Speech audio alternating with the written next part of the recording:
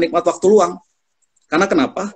Karena seringkali banyak orang yang kemudian dia berada dalam satu kesehatan yang luar biasa, tapi dia lupa untuk kemudian bersyukur kepada Allah Subhanahu Wa Taala.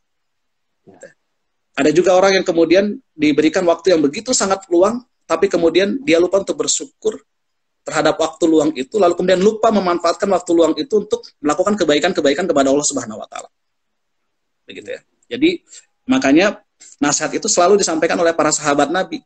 Jangan lupa gitu ya, bersyukur atas nikmat sehat, karena seringkali banyak orang yang lupa untuk bersyukur atas nikmat tangannya yang masih utuh, matanya yang masih bisa melihat, telinganya yang masih bisa mendengar, begitu ya. Dan kata Ayat Al-Qarni begitu di dalam bukunya, kalau kemudian kita ingin mendalami betapa nikmat sehat ini luar biasa, sesekali kita itu harus berkunjung ke rumah sakit, katanya begitu ya. Melihat orang yang matanya sakit, yang terbaring, lalu kemudian yang tidak bisa berjalan, lalu kemudian dengan begitu kita akan merasakan betapa nikmat yang diberikan Allah itu begitu sangat sangat luar biasa, begitu ya. Kalau nggak begitu, kita akan terjebak pada hamba yang kemudian zolim, begitu, yang kemudian tidak pernah bersyukur dan lain sebagainya. Ya. Nah, jadi semaksimal mungkin begitu ya, kita meninggalkan layamutu, satu aktivitas-aktivitas yang itu tidak bermutu, karena kata Rasulullah di antara baiknya Islam seseorang itu adalah ketika dia meninggalkan apapun yang itu tidak berguna baginya. Gitu ya. Bagaimana dengan main game ya, begitu ya. Asalkan tidak lupa waktu, gitu ya. Lalu kemudian healing, misalnya jalan-jalan kemana, ya boleh begitu ya. Pergi sejauh-jauhnya begitu ya. Lalu kemudian tapi yang membedakan antara orang yang berakal dengan orang bodoh itu kan kira-kira adalah dia tahu kapan harus kembali, gitu ya. Yang membedakan antara orang berakal dengan orang bodoh itu ketika kita main sesuatu lalu kemudian dia tahu kapan harus kembali, begitu ya. Maka semaksimal mungkin, sekuat tenaga mungkin, agar nilai-nilai reformatif yang ada di dalam diri kita itu tetap terjaga, maka yang berikutnya adalah kita meninggalkan aktivitas-aktivitas yang sifatnya adalah la yamutu, suatu hal yang tidak bermutu, karena sesungguhnya antara baiknya Islam seseorang itu adalah ketika dia meninggalkan sesuatu yang tidak berguna baginya. Ya. Nah, lalu kemudian yang berikutnya, yang terakhir yang kemudian bisa kita lakukan ya, agar kemudian nilai-nilai reformatif yang ada di dalam diri kita tetap terjaga, itu adalah kita harus memiliki apa yang disebut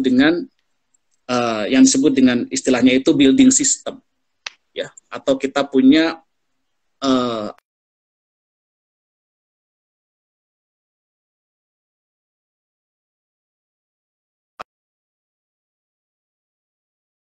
itu di dalam Al-Quran surat Al-Insyirah ya, surat ke-94 di ayat 7 ya, ketika Allah mengatakan fa'idza faragta fansab, dan maka apabila engkau telah selesai dari sesuatu urusan, maka tetaplah bekerja keras untuk urusan yang lain.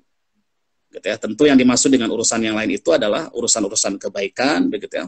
Urusan kebaikan bukan hanya untuk bukan hanya untuk dirinya sendiri begitu, tapi juga kebaikan untuk lingkungan sosial, lingkungan masyarakat dan lain sebagainya. Ya. Ya, jadi itulah beberapa hal yang kemudian bisa kita lakukan. Oke, itu sebagai pengantar Mas Dia ya pada kesempatan sore hari ini, ya mungkin jika ada suatu hal yang ingin kita diskusikan, bisa kita diskusikan di forum pada sore hari ini agar tidak terkesan monolog begitu, karena secara pribadi saya juga masih belajar dan ingin mendapatkan sesuatu hal yang baru di dalam forum kita pada sore hari ini. Wallahu a'lam bishawab. Mungkin itu yang bisa saya sampaikan. Saya kembalikan kepada moderator. Terima kasih. Baik, teman-teman sekalian yang masih bergabung bersama kita di sini, kita sudah mendengar berbagai ulasan mengenai bagaimana menjaga nilai-nilai reformasi pasca lewatnya bulan suci Ramadan. Baik, sambil menunggu teman-teman yang ingin bertanya dan mungkin bisa ditulis di kolom komentar, ini ada sedikit pertanyaan. Tadi bahas tentang masalah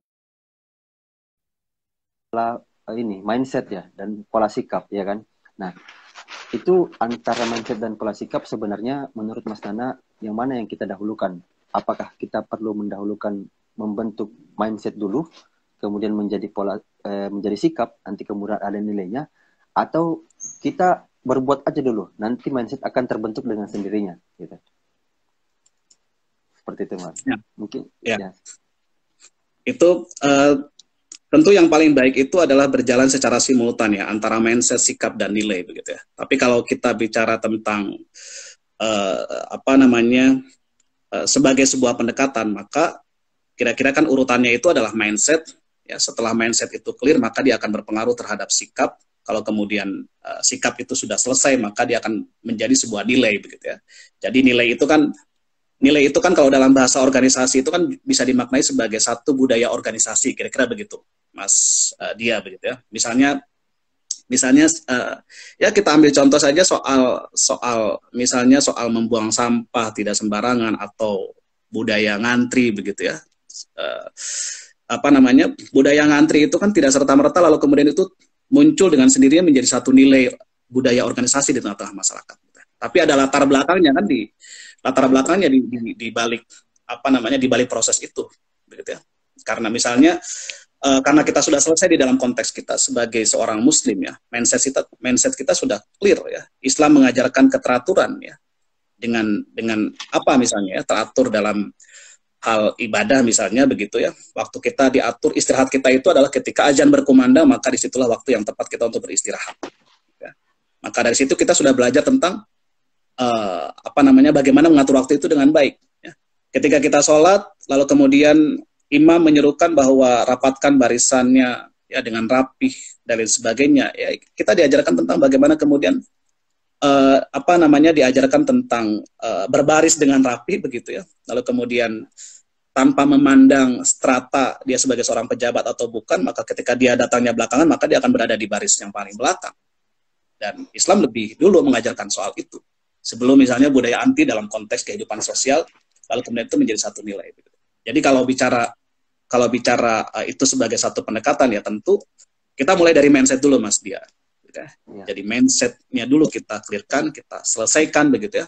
Pola pikir kita dulu selesaikan ya, lalu kemudian sekumpulan asumsi kita dulu selesaikan, metodenya kita selesaikan dulu, termasuk bagaimana kita memaknai filosofi kehidupan kita. Baru kemudian berikutnya menjadi satu sikap yang pada akhirnya itu menjadi satu nilai, menjadi satu kebiasaan. Sama dalam hal ibadah begitu ya. Misalnya kenapa sih kita begitu sangat berat melakukan qiyamul lail? Karena mungkin mindset kita belum selesai. Sehingga qiyamul lail itu belum menjadi satu nilai di dalam kehidupan kita. Gitu. Atau bagi orang-orang yang, ada orang Islam, ada orang Muslim, ya di Turki juga banyak ya kan. Mahasiswa Indonesia yang di Turki yang sholat dia nggak pernah misalnya. Ada juga begitu. Ya, bagaimana mungkin dia menjadikan sholat itu menjadi satu kebiasaan di dalam kehidupannya. Karena mindsetnya belum selesai. Bahwa sholat itu adalah perintah yang wajib dari Allah Subhanahu Wa Taala gitu. Kira-kira begitu ya. Bahwa mindset dia sebagai seorang Muslim belum selesai. Gitu, bahwa kewajiban Muslim itu adalah sebagai Abdullah, menghambakan diri kepada Allah Subhanahu Wa Taala. Salah satunya apa? Ya beribadah tadi, sholat dan seterusnya. Begitu. Nah itu belum selesai. Begitu. Nah karena mindset itu belum selesai, bagaimana mungkin itu akan menjadi satu nilai di dalam kehidupannya. Begitu. Nah kira-kira begitu.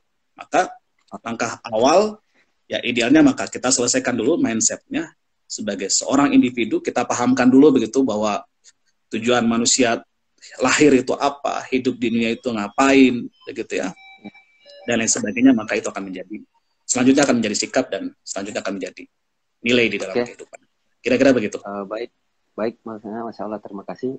Dan saya rasa juga kalau seperti itu berarti konsepnya memang ketika kita menghadapi orang-orang yang memang ada kesalahan dalam pemikiran, tentu kita yang pertama yang bisa kita lakukan adalah coba melihat, coba memperbaiki di mana pemikirannya yang salah. Jangan kita langsung merespon sikap apa yang dia lakukan ya kan.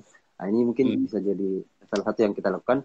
Kemudian terkait satu lagi maksudnya yang mau saya tanyakan, sambil teman-teman yang lain juga yang masih mengikuti acara kita ini mungkin bisa menanyakan dan bisa menuliskan pertanyaannya di kolom komentar. Tadi sebenarnya sudah disinggung juga sebenarnya. Tadi kan namanya manusia itu mempunyai ini artinya ada hari-hari di mana dia bersemangat, ada hari-hari di mana dia sangat down gitu ya. Terutama juga dalam ibadah tentunya.